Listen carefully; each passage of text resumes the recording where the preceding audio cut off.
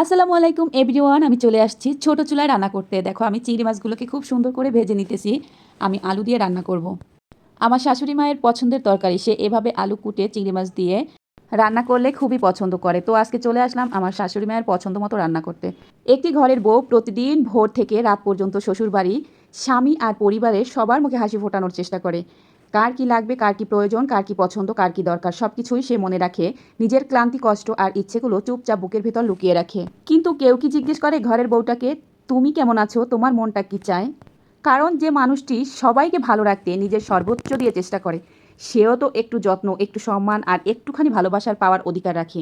একটি সুখী পরিবার তখনই গড়ে ওঠে যখন সবাই সবার অনুভূতির মূল্য দেয় এবং সবাই সবার অনুভূতি বোঝার চেষ্টা করে।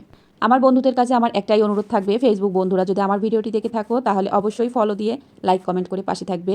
ইউটিউবের বন্ধুদের কাছে অনুরোধ রইল, সাবস্ক্রাইব করে লাইক কমেন্ট করে পাশে থাকবে। সবাই ভালো থেকো, সুস্থ থেকো, আল্লাহ হাফেজ।